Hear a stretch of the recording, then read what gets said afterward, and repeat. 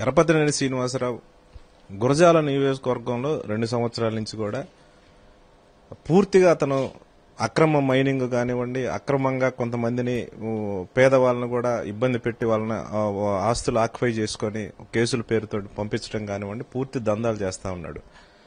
అక్కడ మా నాయకుడు జంగా కృష్ణమూర్తి గారు, మా పార్టీ కన్వీనర్ కూడా ఆయన పలు విధాలా కూడా అధికారులు చెప్పడం జరిగింది. ఆయన కూడా కొన్ని ధర్నా కార్యక్రమాలు చేయడం జరిగింది. అక్కడి నుంచి ఆయన సామ్రాజ్యాన్ని విస్తరించుకుంటూ మాచర్ల నియోజకవర్గానికి కూడా రావడం జరిగింది.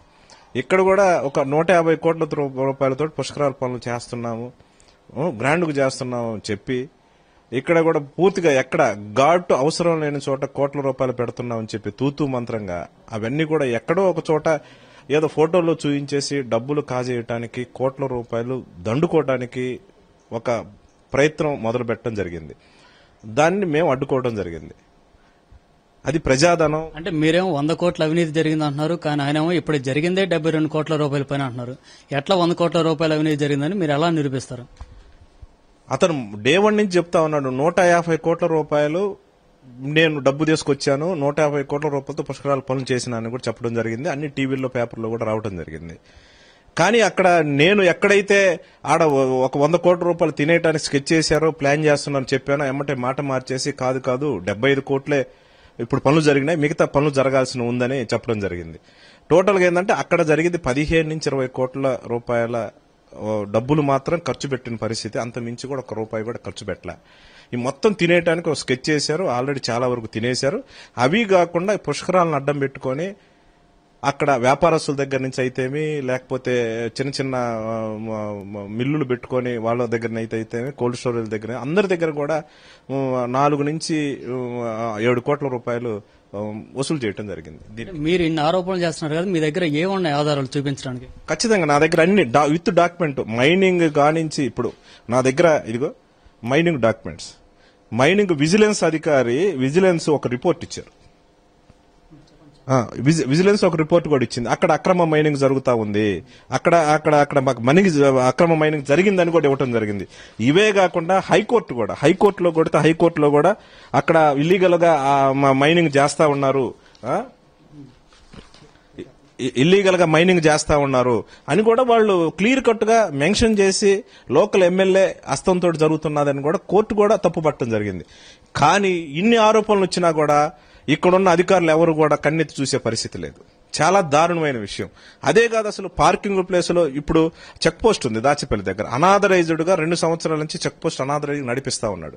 ఆడ పేకాడ క్లబ్ ఉంది. పేకాడ క్లబ్ లో రోజుకి 15 నుంచి 20 లక్షల రూపాయలు బంకినీ తీస్తా ఉన్నారు. ఇలాంటి అరాజకాలన్నీ నేను బయట పెడుతున్న అక్కస్సుతోటి నా మీద వ్యక్తిగత ఆరోపణలు చేస్తూ ఆయన ఇష్టం వచ్చినట్టుగా మాట్లాడుతూ ఉన్నాడు. దానికి నేను కూడా ఆయన ఒక సవాల్ విసిరాడు, మార్కెటింగ్ యార్డుకు రండి, అక్కడ మీడియా సమక్షంలో ఖచ్చితంగా ఆడ ఆధారాలు ఉంటే బాధితులను తీసుకొని రమ్మని చెప్పడం జరిగింది. నేను మొత్తం విత్ ఎవిడెన్స్ బాధ్యులతో సహా మీడియా సమక్షంలో నేను నిరూపించడానికి, మార్కెటింగ్ యార్డ్ రావడానికి కూడా నేను రెడీగా ఉన్నాను. నేను నిన్న కూడా చెప్పాను, ఈ రోజు కూడా రెడీగా ఉన్నాను. ఆలాప్షానికి నిన్నే చెప్పాను. ఎందుకంటే ఈ రాష్ట్రం హోంమంత్రి నేనే అన్నట్టుగా, ఈ జిల్లాకి హోంమంత్రి నేనే అన్నట్టుగా ఆయనకి ఏం ప్రోటోకాల్ ఉంది? ఎప్పుడు వచ్చినా కూడా వెనక 2 కార్లు ముందు 2 కార్లు పోలీసులను తిప్పుకుంటా అడావుడి చేస్తా ఉన్నాడు. అందుకని నువ్వు పోలీసులతోటి చీప్ ట్రిక్స్ చెయ్యొద్దు. దయచేసి మన ఇద్దరమే కూర్చుందాం, మీడియాను పెడదాం. ఖచ్చితంగా నీ యొక్క అవినీతి ఆరోపణలు నేను నిరూపిస్తాను, మీడియా సమక్షంలో మొత్తం ఎవిడెన్స్ చూపిస్తానని కూడా చెప్పడం జరిగింది. కానీ ఆలాప్షాడన్ గా నిన్నటి నుంచి పోలీసులందరినీ దించేసేసి తెల్లవారుజాము 4:30కు వచ్చి మిమ్మల్ని అరెస్ట్ చేస్తున్నామని ఎక్కడ పడితే అక్కడ మా పార్టీకి సంబంధించిన సానుభూతి పనులను కూడా కోర్టు స్టేషన్లో పెట్టించేసి అరెస్ట్ చేయడం జరిగింది. ఏం లేదు, ఎరపతినేని శ్రీనివాసరావు ఒక స్క్రిప్ట్ ఇస్తే ఆ స్క్రిప్ట్ ప్రకారం పనిచేస్తున్నారు తప్పితే 144 సెక్షన్ నిన్న అనౌన్స్ చేశారు. ఇవాళ వాళ్ళకి అనుమతులు ఇస్తారు, కనీసం వాళ్ళని అరెస్ట్ చేయరు.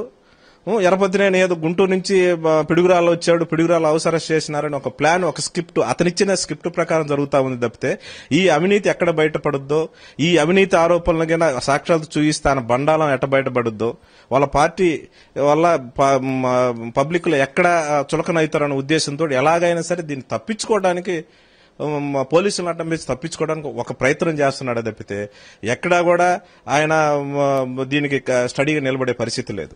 ఏదో పేపర్లో అయితే చెప్తా ఉన్నాడు, నేను స్టిల్ ఈ రోజు కూడా చెప్తా ఉన్నాను, అతని చిట్టా మొత్తం నా దగ్గర ఉంది, అతను అవినీతి చేసిన చిట్టా మొత్తం ఉంది, ఇది వదిలిపెట్టే ప్రశ్నే లేదు.